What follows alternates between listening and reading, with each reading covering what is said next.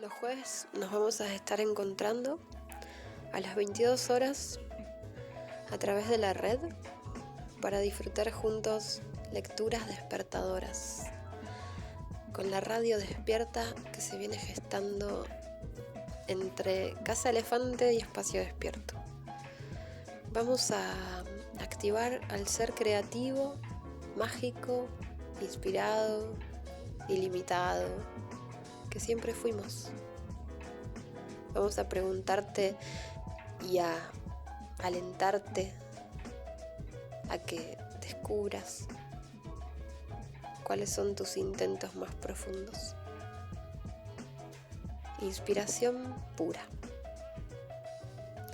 Eso es a donde apuntamos. Les esperamos. Preparen sus placeres cotidianos más sagrados, su velita, su sahumerio, su tecito, su chocolate, buena compañía. Y quien quiera puede subirse a esta nave, a este viaje. Jueves a las 22 por el canal de Casa Elefante.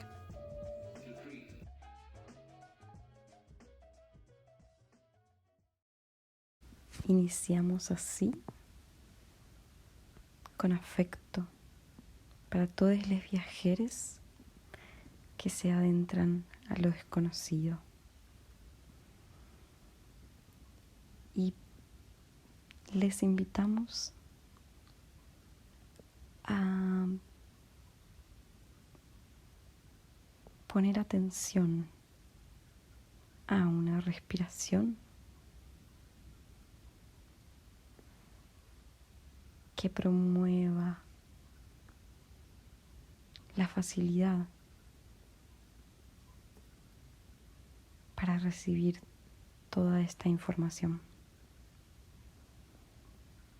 introduciéndonos en nuestra primera lectura, que habla sobre Taisha Velar, una de las 3 mujeres que recibieron enseñanzas y fueron entrenadas en una forma muy deliberada por unos brujos en México, bajo la dirección de don Juan Matus.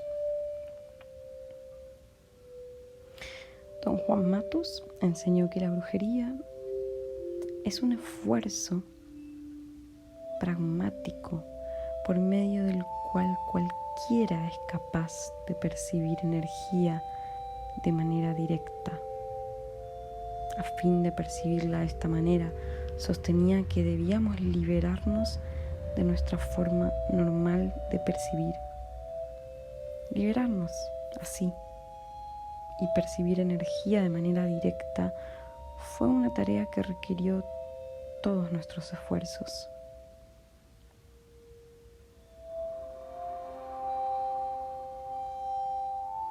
Don Juan afirmaba, por ejemplo, que es posible percibir a los seres humanos como campos energéticos en forma de enormes, blanquecinos huevos luminosos.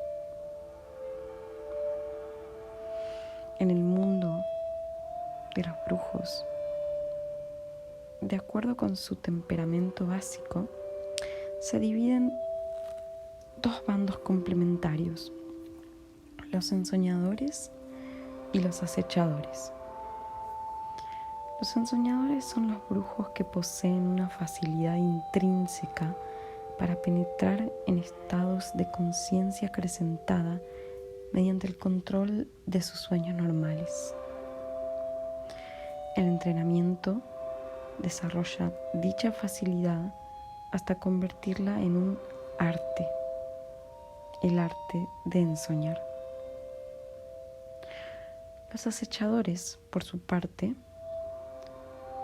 son los brujos que poseen la facilidad nata de tratar con hechos. Son capaces de entrar en estados de conciencia acrecentada mediante el manejo y el control de su propio comportamiento. El entrenamiento como brujo transforma esta capacidad natural en el arte del acecho. Si bien Todos los miembros del grupo de brujos encabezado por Don Juan tenían un conocimiento global de ambas artes. Eran asignados a un bando o al otro.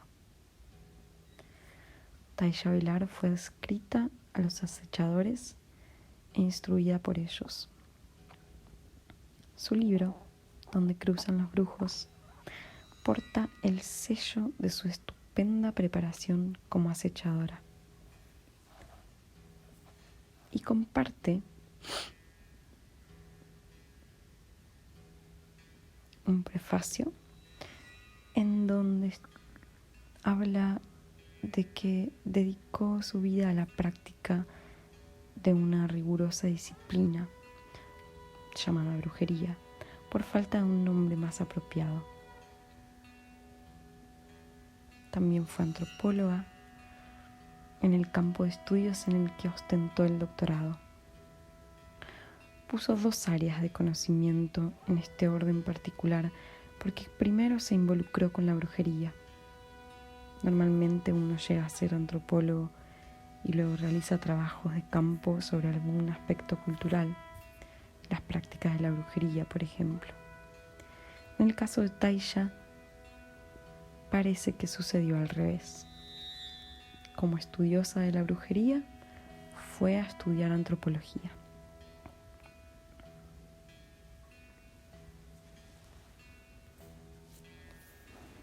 A fines de los 60 vivía en Tucson, Arizona, donde conocí a una mexicana llamada Clara Grau, que me invitó a su casa en el estado mexicano de Sonora. Ahí lo hizo posible para introducirme en su mundo, porque Clara Grau era bruja y formaba parte de un grupo de 16 brujos. Algunos eran yaquis, otros mexicanos de diversos orígenes y antecedentes, edades y sexos.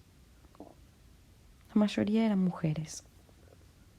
Con firmeza todos ellos proseguían el mismo objetivo: romper las disposiciones y los prejuicios perceptivos que nos aprisionan dentro de los límites del mundo cotidiano normal, impidiéndonos el paso a otros mundos perceptibles.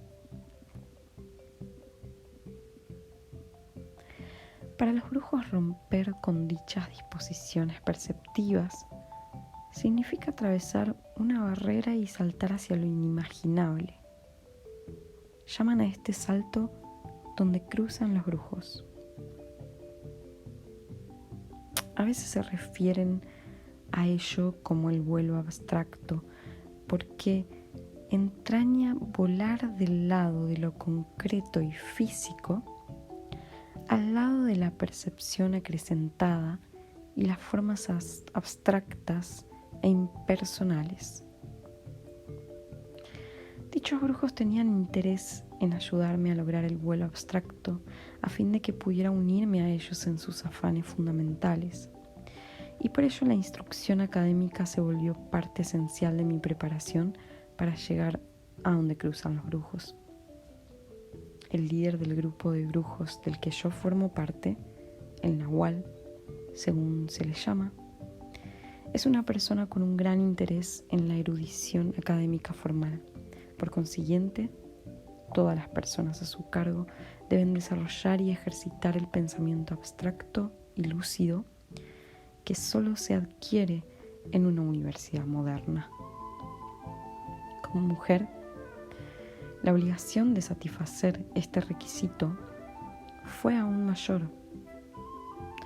Desde la temprana infancia se suele condicionar a las mujeres en general para depender de los varones de nuestra sociedad en la formación de conceptos y la iniciación de cambios. Los brujos que me instruyeron sostenían opiniones muy firmes a este respecto. Según ellos, es indispensable que las mujeres desarrollen su intelecto e incrementen su capacidad para el análisis y la abstracción, a fin de comprender mejor el mundo que las rodea. Además, la preparación del intelecto constituye una auténtica estratagema de brujo. Al mantener la mente ocupada en forma deliberada con el análisis y el raciocinio, los brujos se encuentran libres para explorar sin trabas otras áreas de la percepción. Dicho de otra manera, mientras nuestro lado racional se entretiene con el formalismo de los estudios académicos, el lado no racional, llamado el doble o el cuerpo energético por los brujos, se mantiene ocupado con las tareas de la brujería. En tal forma resulta menos probable que la mente suspicaz y analítica interfiera o incluso se dé cuenta de lo que sucede en el nivel no racional. La contraparte de mi preparación académica fue el incremento de mi conciencia y percepción. Juntos, estos dos esfuerzos nos llevan al total desarrollo de nuestro ser. Transformados en una sola unidad, me sacaron de la actitud de dar por sentada la vida para la que fui criada y para la cual fui educada como mujer, y me condujeron a una nueva área de posibilidades perceptivas, muchísimo más amplias de las que me tenían reservadas el mundo normal. No pretendo afirmar que mi compromiso con el mundo de la brujería haya bastado por sí solo para asegurar mi éxito en este sentido. La atracción del mundo diario es tan fuerte y constante que todos los brujos, pese a la más asidua disciplina, una y otra vez se hallan sumidos en lo más vil del terror. La estupidez y la preocupación por sí mismos, como si su disciplina no sirviese para nada. Mis maestros me advirtieron que yo no era la excepción y que solo una lucha implacable librada de minuto a minuto consigue contrarrestar la estupidizante pero natural insistencia a resistir cualquier cambio. Tras examinar cuidadosamente mis objetivos finales, he llegado, junto con mis compañeros, a la conclusión de que he de describir mi preparación a fin de recalcar para quienes van en pos de lo desconocido la importancia de desarrollar la capacidad de percibir más de lo que nos es posible con la percepción normal. Tal aumento de la percepción debe constituir una nueva forma mesurada y pragmática de percibir. De ningún modo puede constituir simplemente la continuación de la percepción del mundo cotidiano. Los sucesos narrados por mí en este texto tratan sobre las etapas iniciales del entrenamiento de un brujo acechador. Esta fase entraña depurar las maneras habituales de pensar, actuar y sentir por medio de una empresa tradicional de la brujería llamada la recapitulación, que todos los neófitos deben llevar a cabo. Como complemento de la recapitulación, se me enseñó una serie de prácticas llamadas pases brujos, combinación de movimiento y respiración, a fin de dar a dichas prácticas la coherencia adecuada. Mi instrucción incluyó las explicaciones de las premisas filosóficas correspondientes. El objetivo de todo lo que aprendí fue redistribuir y aumentar mi energía normal con el fin de realizar con ella la percepción fuera del ordinario que es parte del entrenamiento en la brujería.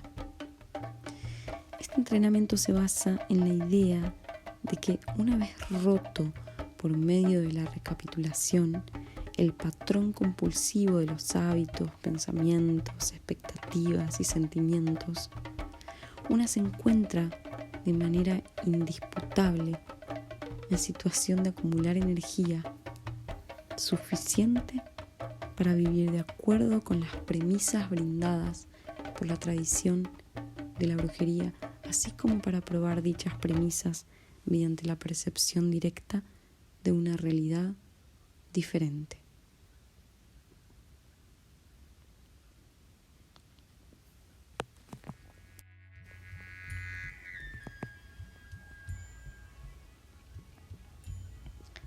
Después de más de 8 meses de practicar la recapitulación fielmente, ya lo podía hacer durante todo el día, sin irritarme ni distraerme.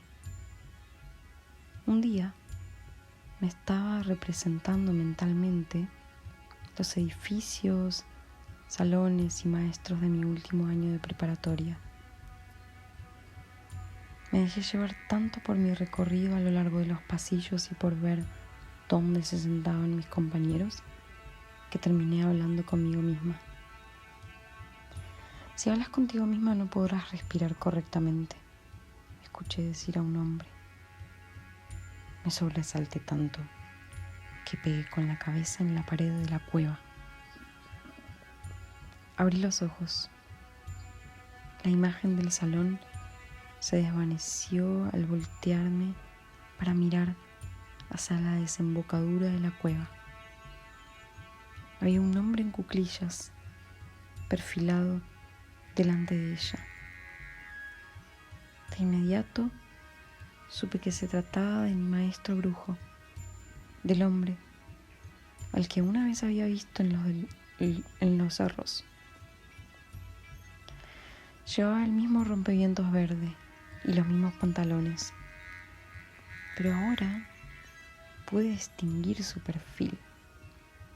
Tenía la nariz protuberante y la frente ligeramente inclinada. No me mires fijamente, lo escuché decir.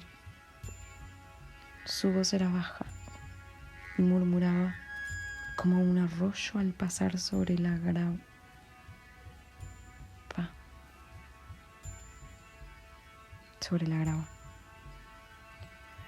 Si quieres aprender más acerca de la respiración, permanece muy tranquila y recobra el equilibrio. Seguí respirando profundamente hasta que su presencia dejó de asustarme y sentí alivio.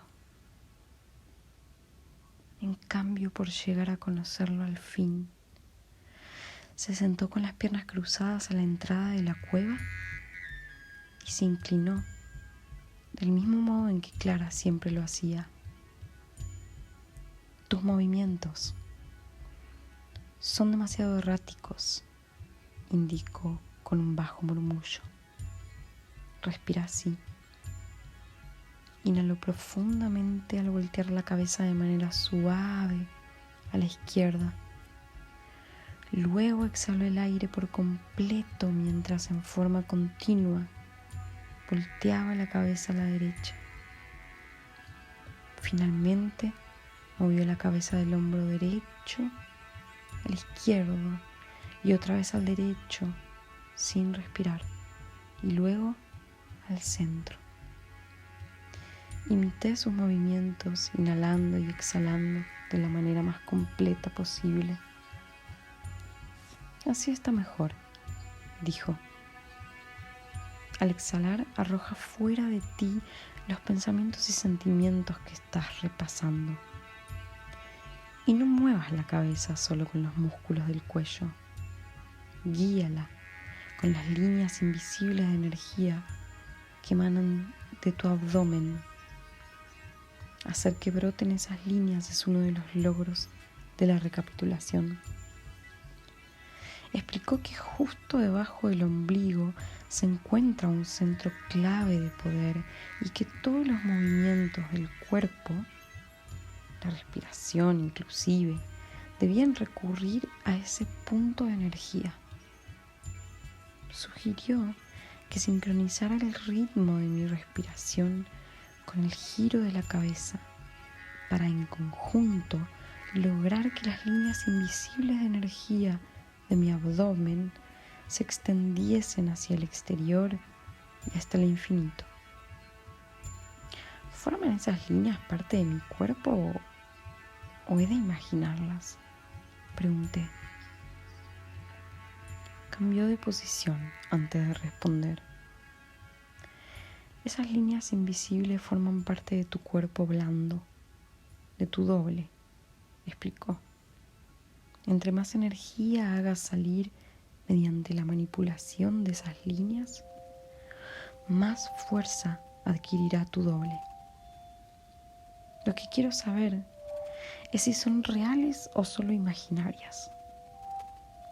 Al expandirse la percepción, ya nada es real y nada es imaginario, contestó. Solo existe la percepción. Cierra los ojos y entérate por ti misma. No quería cerrar los ojos. Quería ver qué estaba haciendo él, por si hacía algo repentino. Pero mi cuerpo se puso lacio y pesado y mis ojos empezaron a cerrarse, pese a mis esfuerzos por mantenerlos abiertos. ¿Qué es el doble?, logré preguntar antes de perderme en un estupor soñoliento. Es una buena pregunta, replicó. Significa que una parte de ti aún está alerta y escuchando. Lo sentí inhalar profundamente, inflando el pecho. El cuerpo físico es una envoltura, un envase. Si tú quieres, dijo después de exhalar lentamente, al concentrarte en tu respiración, puedes lograr que el cuerpo sólido se disuelva, de manera que solo quede la parte blanda y etérea. Se corrigió, diciendo que el cuerpo físico no se disuelve, sino que al cambiar la fijación de nuestra conciencia, empezamos a entender que nunca fue sólido. Este entendimiento es la inversión exacta de lo que tuvo lugar conforme madurábamos. De bebés, estábamos totalmente conscientes de nuestro doble. Al crecer aprendimos a poner un énfasis cada vez mayor en el lado físico y menos en nuestro ser etéreo. De adultos ignoramos por completo que existe en nosotros un lado blando. El cuerpo blando es una masa de energía, explicó. Solo estamos conscientes de su dura envoltura exterior. Cobramos conciencia del lado etéreo al permitir que nuestro intento vuelva a él. Recalcó que nuestro cuerpo físico se encuentra inextricablemente vinculado con su contraparte etérea, pero que este vínculo ha sido empañado por nuestros pensamientos y sentimientos, los cuales se enfocan de manera exclusiva en el cuerpo físico, al fin de desplazar la conciencia de nuestra apariencia dura a la contraparte fluida. Primero debemos disolver la barrera que separa estos dos aspectos de nuestro ser. Quise preguntar cómo se logra eso, pero me resultó imposible dar voz a mis pensamientos.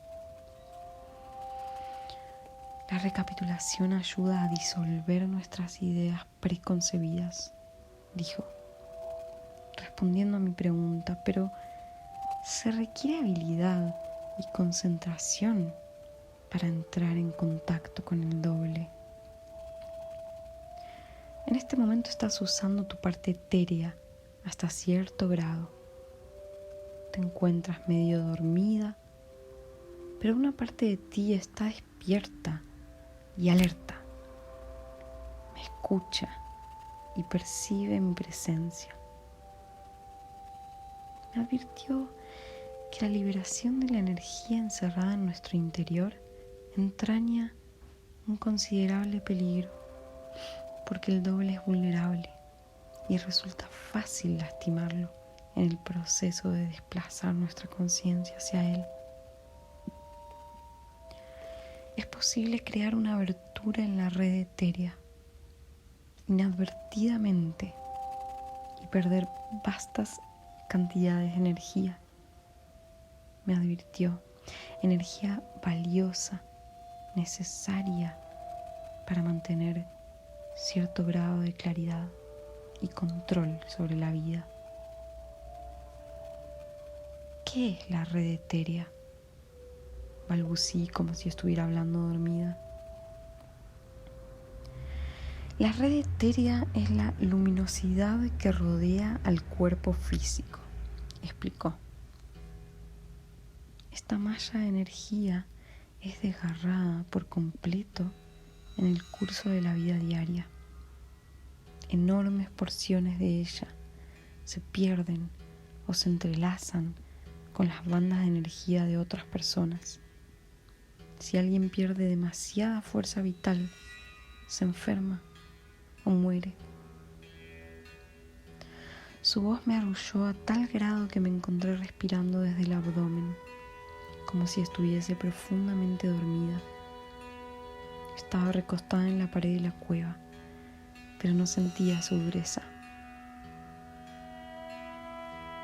La respiración funciona tanto en el nivel físico como en el etéreo, explicó. Repara cualquier daño sufrido por la red etérea y la mantiene fuerte y flexible. Quise preguntar algo acerca de mi recapitulación, pero no pude encontrar las palabras. Parecían demasiado remotas. Sin que yo hiciera la pregunta, otra vez me proporcionó la respuesta. Es esto lo que has hecho con tu recapitulación durante todos estos meses. Estás recuperando los filamentos de energía que se perdieron de tu red etérea o que quedaron enredados a consecuencia de tu interacción con tus semejantes en tu vida cotidiana. Al encontrarse en esta interacción, estás recuperando todo lo que dejaste disperso a lo largo de 20 años y en miles de lugares. Quise preguntar si el doble tenía una forma o color específicos. Estaba pensando en las auras. No respondió. Tras un largo silencio, abrí los ojos a la fuerza y vi que me encontraba sola en la cueva. Desde la oscuridad me esforcé por penetrar a la luz en la desembocadura frente a la cual lo había visto perfilado. Sospeché que se había apartado y que se encontraba cerca, esperando a que yo saliera. Mientras seguía atenta, apareció una mancha brillante de luz que se cernía a unos 60 centímetros de mí. La ilusión me sobresaltó, pero al mismo tiempo me cautivó de manera que no pude apartar los ojos de ella. Tenía la certeza irracional de que la luz estaba viva y consciente y sabía que yo tenía la atención puesta en ella. De súbito la esfera resplandeciente se expandió al doble de su tamaño y la envolvió un aro de color intenso morado. Asustada desperté. Apreté los ojos fuertemente con la esperanza de que la luz desapareciera, a fin de que pudiese salir de la cueva sin tener que atravesarla. Estaba sudando. El corazón me latía con fuerza. Sentía la garganta seca y oprimida. Con enorme esfuerzo hice disminuir el ritmo de mi respiración.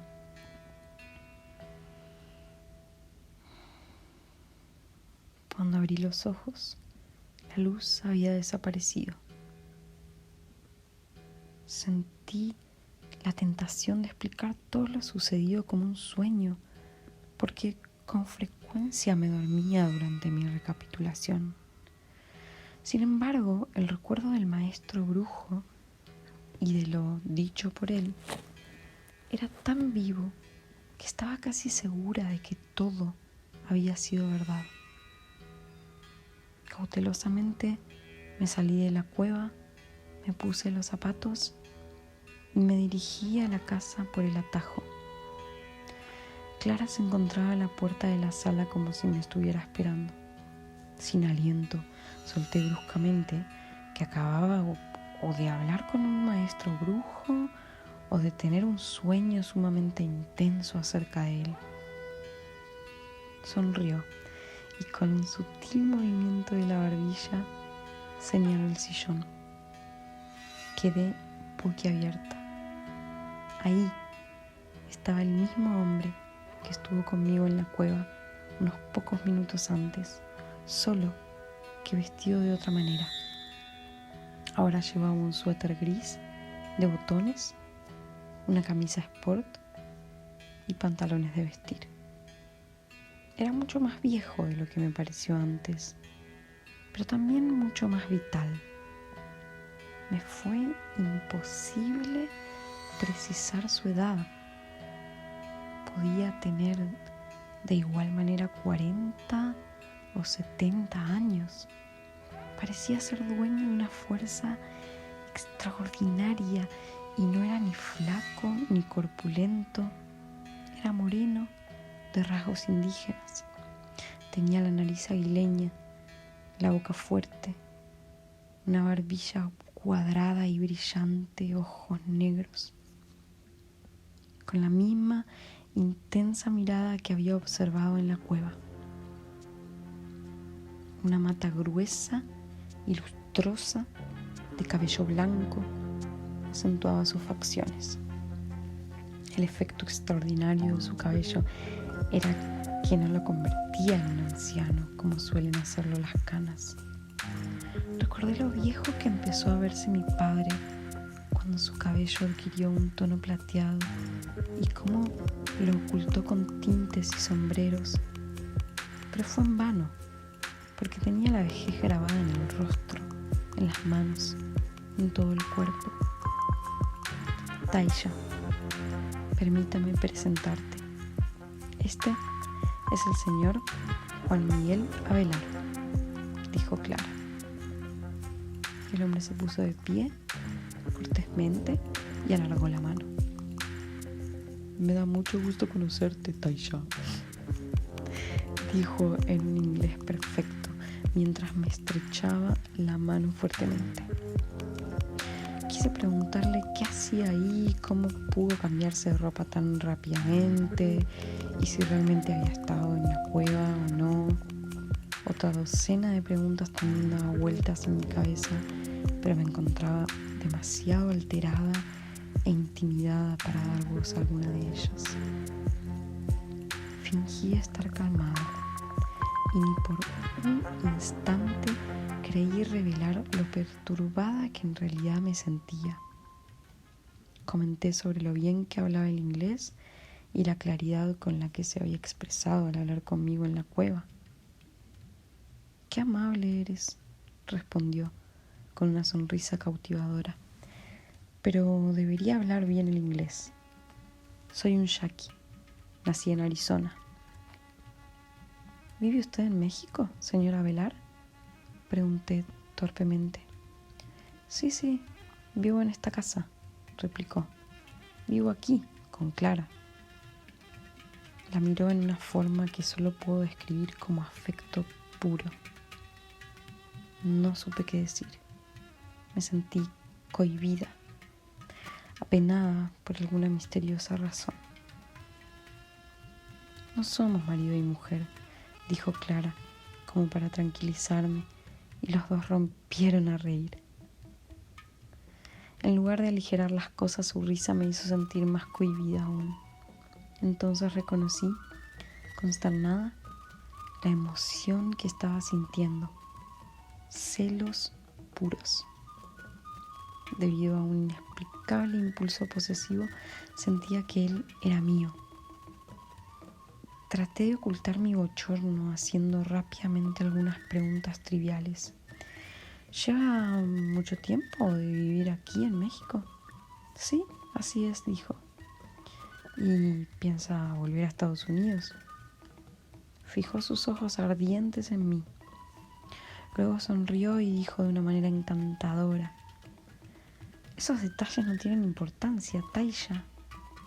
¿Por qué no qué me preguntas acerca del tema que tratamos en la cueva? ¿Hay algo que no haya quedado claro? Por sugerencia de Clara nos sentamos. Clara y yo en el sofá y el señor Abelar en el sillón. Le pedí que me hablara más acerca del doble. El concepto me interesaba sobremanera. Algunas personas son maestros del doble, empezó. No solo pueden fijar la conciencia en él, sino también impulsarlo a la acción. Sin embargo, la mayoría de nosotros ni siquiera está consciente de la existencia de nuestro lado etéreo. ¿Qué hace el doble?, pregunté. Todo lo que queramos puede saltar encima de los árboles, volar por el aire, hacerse grande o pequeño o adoptar la forma de un animal. Puede percatarse de los pensamientos de la gente o convertirse en un pensamiento y lanzarse en un instante sobre vastas distancias. Incluso puede actuar como el yo, interpuso Clara, mirándome de frente. Si sabes usarlo, puedes aparecerte delante de alguien y hablar con él como si realmente estuvieras ahí. El señor Abelar asintió con la cabeza. En la cueva percibiste mi presencia por medio de tu doble. Solo cuando tu razón despertó, dudaste de que la experiencia hubiese sido verdadera. Lo sigo dudando, indiqué. ¿De veras estuvo usted ahí? Por supuesto, replicó guiñándome el ojo. Tanto como ahora estoy aquí. Por un instante me pregunté si estaría soñando en ese momento. Sin embargo, mi razón me aseguró que eso no era posible. Solo para estar completamente segura, toqué la mesa. Se sentía sólida. ¿Cómo lo hizo?, pregunté, recostándome en el sofá. El señor Abelar guardó silencio por un momento, como si estuviera eligiendo sus palabras. Suelto mi cuerpo físico y dejo que mi doble se haga cargo, indicó. Si nuestra conciencia está ligada al doble, no nos afectan las leyes del mundo físico. Más bien, nos gobiernan fuerzas etéreas. Pero cuando la conciencia se encuentra ligada al cuerpo físico, nuestros movimientos son limitados por la gravedad y otras restricciones. Seguía sin entender si eso significaba que era posible encontrarse en dos sitios al mismo tiempo. Pareció darse cuenta de mi confusión. Clara me dice que te interesan las artes marciales, indicó el señor Abelar.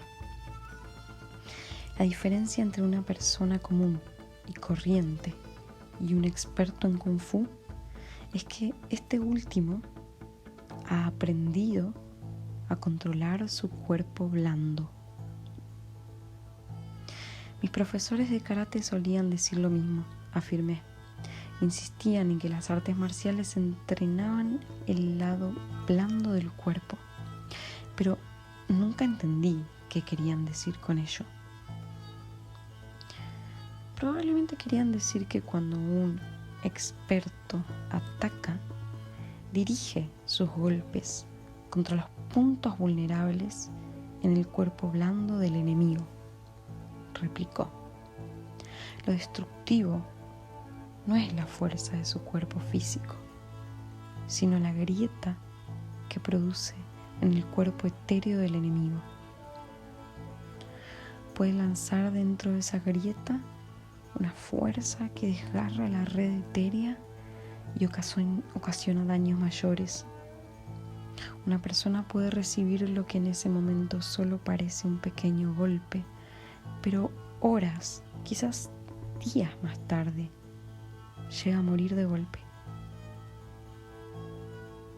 Es cierto, asintió Clara. No te dejes engañar por los movimientos externos ni por lo que ves. Lo que no ves es lo que importa. Con frecuencia había escuchado a mis profesores de karate hacer relatos semejantes. Al preguntarles cómo se realizaban esas hazañas, no pudieron darme una explicación coherente.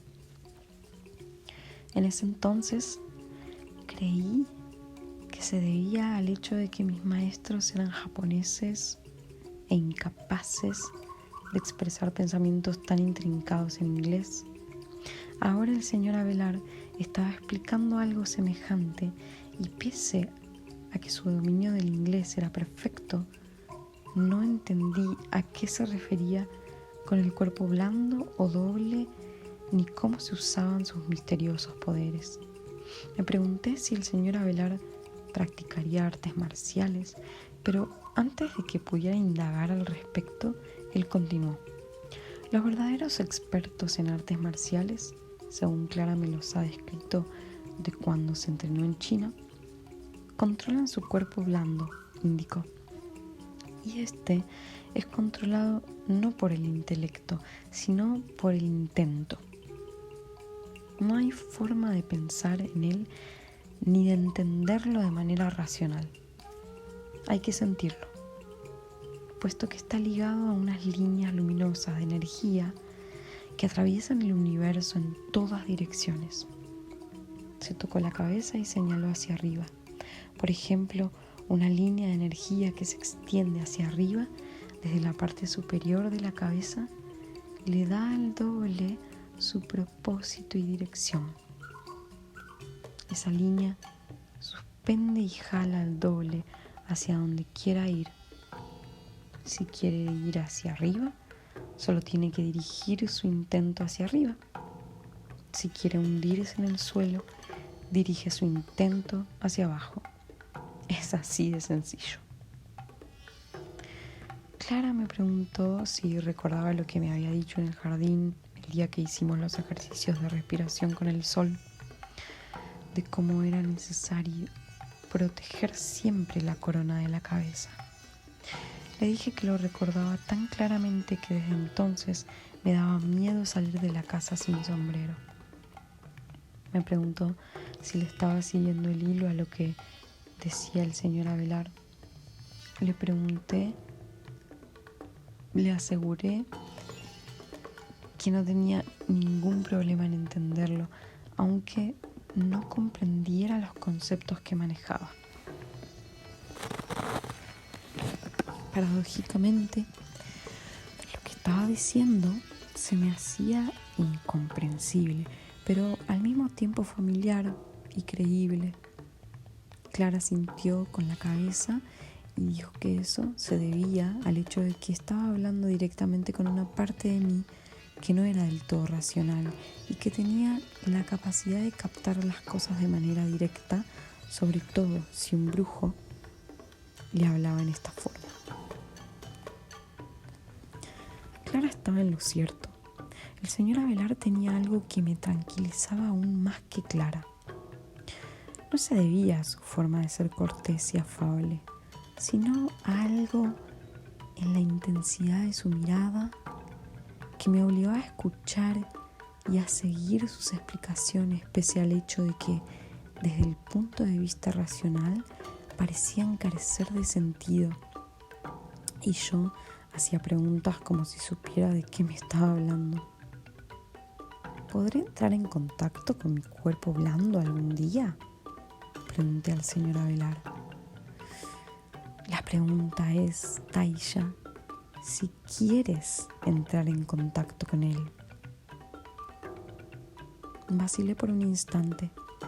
Mi recapitulación me había enseñado que soy complaciente y cobarde y que mi primera reacción es evitar todo lo que resulta demasiado gravoso o alarmante.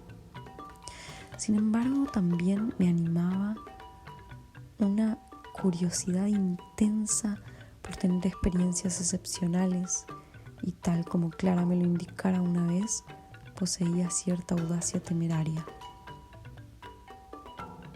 El doble me inspira mucha curiosidad, dije, así que definitivamente quiero entrar en contacto con él. A cualquier precio. El que sea, menos vender mi cuerpo, repliqué vacilantemente. Al escuchar, los dos rompieron a reír con tal fuerza que pensé que iban a convulsionarse ahí mismo en el piso. No lo había dicho como chiste, porque realmente no estaba segura de los planes secretos que tuviesen conmigo. Como si estuviera consciente de mi tren de pensamientos, el señor Abelard dijo que era hora de revelarme ciertas premisas de su mundo. Se irguió y adoptó un semblante serio. Los líos entre hombres y mujeres ya no nos conciernen, dijo. Eso significa que no nos interesan la moralidad, la inmoralidad ni la amoralidad del hombre. Toda nuestra energía se vierte en la exploración de nuevos caminos. ¿Puede darme un ejemplo de un nuevo camino, señora Abelard?, pregunté. Claro que sí. ¿Qué tal la tarea a la que estás dedicada? La recapitulación. La razón por la que te estoy hablando ahora es porque por medio de recapitular has ahorrado energía suficiente para franquear ciertos límites físicos. Has percibido, aunque solo sea por un instante, cosas inconcebibles que no forman parte de tu inventario normal, según diría Clara. Mi inventario normal es bastante raro, le advertí. Al recapitular el pasado, he comenzado a comprender que estaba loca. De hecho, aún estoy loca. La prueba de ello es que me encuentro aquí y no sé si estoy despierta o estoy soñando.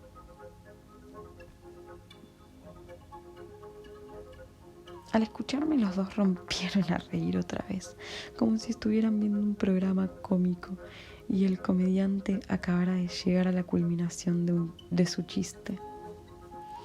Sé muy bien lo loca que estás, afirmó el señor Abelard de manera contundente, pero no porque estés aquí con nosotros. Más que loca, eres imprudente y te consientes a ti misma. No obstante, desde el día en que llegaste aquí, al contrario de lo que te pueda parecer, has mejorado tu conducta. Para ser justo, diría que algunas de las cosas que has hecho, según me cuenta Clara, como entrar a lo que llamamos el mundo de las sombras, no son ni imprudencia ni locura.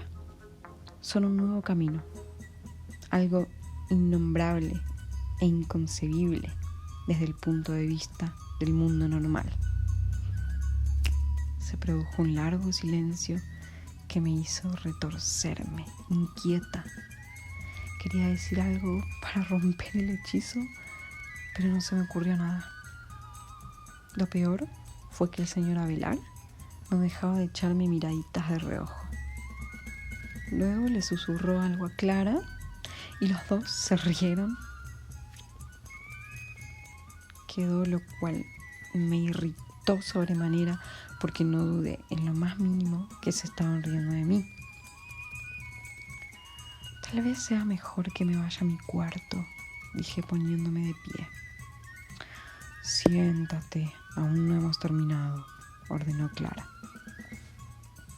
No tienes idea de cuánto apreciamos el que estés aquí con nosotros, indicó el señor Abelard de repente.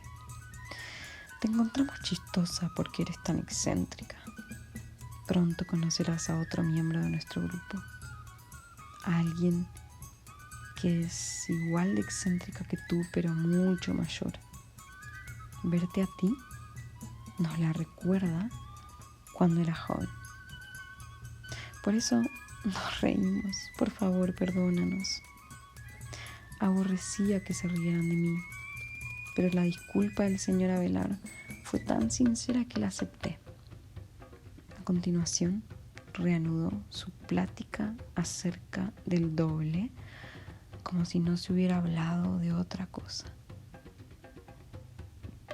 Al abandonar nuestras ideas sobre el cuerpo físico, poco a poco o de golpe, dijo: la conciencia empieza a desplazarse de nuestro lado blando. A fin de facilitar este desplazamiento, nuestro lado físico debe permanecer completamente quieto, suspendido, como si estuviera profundamente dormido. La dificultad radica en convencer a nuestro cuerpo físico de cooperar, porque rara vez quiere abandonar el control. ¿Cómo se hace para soltar el cuerpo físico entonces?, pregunté. Hay que engañarlo, contestó. Dejar creer al cuerpo que se encuentra profundamente dormido. Aquietarlo de manera deliberada, apartando la conciencia de él. Cuando el cuerpo y la mente reposan, el doble despierta y se pone a cargo. No entiendo, dije. No te hagas la idiota, Taisha, dijo Clara bruscamente. Debes haberlo hecho en la cueva. Para percibir al nahual, debes haber usado tu doble. Estabas dormida y consciente al mismo tiempo. Lo que me llamó la atención de las palabras de Clara fue la forma en que se refirió al señor Avelar. Lo llamó el nahual. Pregunté qué significaba la palabra. Juan Miguel Avelar es el nahual, replicó orgullosamente. Es mi guía, la fuente de mi vida y bienestar. No es mi hombre en ningún sentido concebible de la palabra, y no obstante, es el amor de mi vida. Cuando él sea todo eso para ti, entonces también será el nahual para ti. Mientras tanto, que quede como el señor Avelar o incluso Juan Miguel. El señor Avelar se rió, como si Clara solo lo hubiese dicho en broma, pero Clara me sostuvo la mirada el tiempo suficiente para darme a entender que cada palabra era en serio. El silencio que se estableció a continuación fue roto finalmente por el señor Avelar. Al fin de activar al cuerpo blando, primero debes abrir ciertos centros de tu cuerpo que funcionan como compuertas, continuó. Cuando todas las compuertas estén abiertas, el doble podrá salir de su cubierta protectora. De otro modo, permanecerá encerrado para que siempre dentro de su caparazón exterior.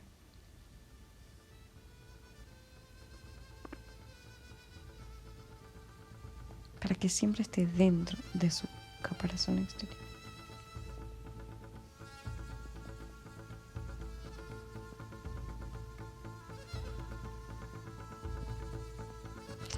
Pidió a Clara que sacara un petate del closet. Lo extendió en el piso y me indicó que me acostara boca arriba, con los brazos en los costados. ¿Qué me va a hacer?, preguntó recelosa. No lo que tú crees, replicó bruscamente. Clara se rió. Taisha desconfía mucho de los hombres, le explicó al señor Avelar. De poco le ha servido, contestó, cohibiéndome por completo.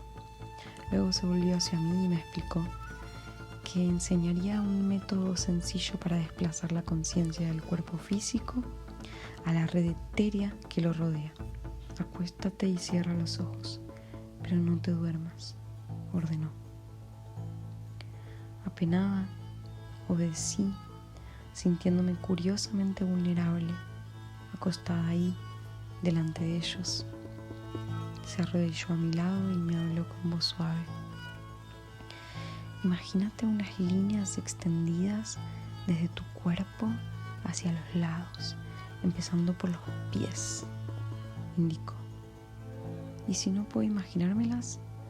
Ay, claro que podrás, si quieres, dijo.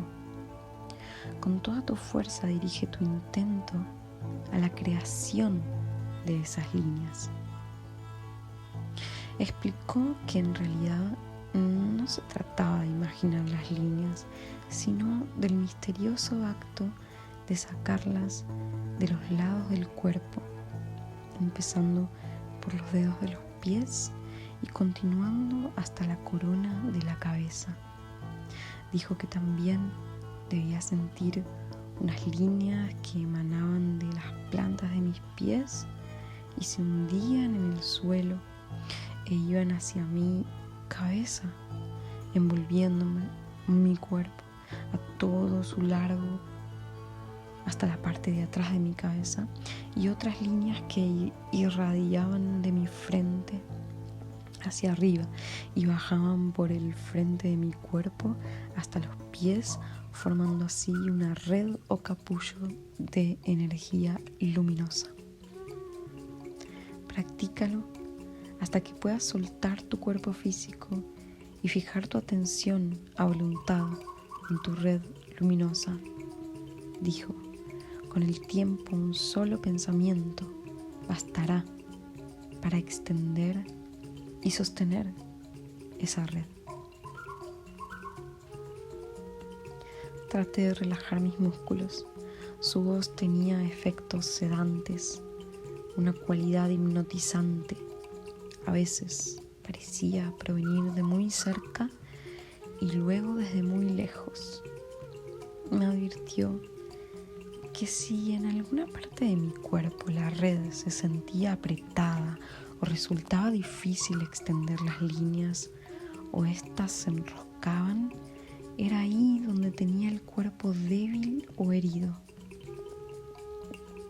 Puedes sanar esas partes, permitiendo que el doble extienda la red etérea, dijo. ¿Y eso cómo se hace? Dirigiendo tu intento, pero no con los pensamientos, indicó. Dirige tu intento con el intento, que es la capa debajo de los pensamientos. Escucha con cuidado, búscalo debajo de tus pensamientos, lejos de ellos. El intento está tan alejado de los pensamientos que no podemos hablar de él, ni siquiera lo sentimos, pero definitivamente podemos usarlo. No podía ni siquiera concebir cómo dirigir mi intento con mi intento. El señor Abelard dijo que no debía costarme demasiado trabajo extender mi red, porque a lo largo de los últimos meses, durante mi recapitulación, había estado proyectando este tipo de líneas etéreas sin saberlo. Sugirió que empezara por concentrarme en mi respiración. Después de un tiempo que parecieron horas, durante el cual creo que me dormí 1 o 2 veces, por fin percibí un intenso calor hormigueante en los pies y la cabeza. El calor se expandió hasta formar un aro que envolvía mi cuerpo a todo su largo. Con su voz suave, el señor Abelard me recordó que fijara la atención en el calor externo de mi cuerpo y que tratara de extenderlo, empujándolo hacia afuera desde el interior y permitiendo que se expandiera. Me concentré en mi respiración hasta que todo vestigio de tensión desapareció dentro de mí. Al relajarme más aún, dejé que el calor hormigueante buscara su propio curso. No se movió hacia afuera ni se expandió. En cambio, se contrajo hasta que tuve la sensación de estar acostada sobre un globo gigantesco que flotaba en el espacio. Experimenté un momento de pánico. Dejé de respirar y por un instante empecé a asfixiarme. Entonces algo afuera de mí se hizo cargo y empecé a respirar por mí. Me envolvieron olas de energía arrulladora que se expandieron y contrajeron hasta que todo se oscureció a mi alrededor y ya no pude fijar la conciencia en nada. Capítulo 12. Tailla Velar, donde cruzan los brujos. Capítulo 21. Fragmento. La sensibilidad que desarrollé por los árboles es imposible de describir. Tenía la certeza de absorber sus estados de ánimo, de saber de su edad, sus conocimientos y sus percepciones. Podía comunicarme con el árbol directamente a través de una sensación que se producía en el interior de mi cuerpo. Muchas veces esta comunicación empezaba con un desbordamiento de afecto puro, casi tan intenso como lo que había sentido por Manfredo. Un afecto que siempre brotaba de mí en forma inesperada y sin haberlo buscado. Entonces podía sentir cómo sus raíces penetraban en la tierra. Sabía si necesitaban agua y cuáles eran las raíces que se extendían hacia la fuente de agua subterránea. Supe lo que significa para un árbol vivir en busca de la luz, esperándola y dirigiéndola con el intento hacia ella. ¿Qué significa sentir calor, frío o los estragos de los rayos y las tormentas? Aprendí lo que era no poder moverse del sitio designado para uno, lo que significa ser silencioso, percibir a través de la corteza y las raíces y absorber la luz por medio de las hojas. Supe, fuera de toda duda, que los árboles sienten dolor, y también supe que una vez establecida la comunicación con ellos, los árboles se desbordan de afecto. Sentada en una rama robusta, con la espalda apoyada en el tronco del árbol, mi recapitulación adquirió un estado de ánimo por completo diferente. Podía recordar los detalles más diminutos de las experiencias de mi vida, sin miedo a involucrar una emoción ordinaria. Me reía a carcajadas de cosas que en algún momento habían representado profundos traumas para mí. Encontré que mis obsesiones ya no eran capaces de despertar autocompasión en mí. Lo veía todo desde una perspectiva diferente, no como la habitante urbana que siempre fui, sino como la moradora de árboles en la que me había convertido.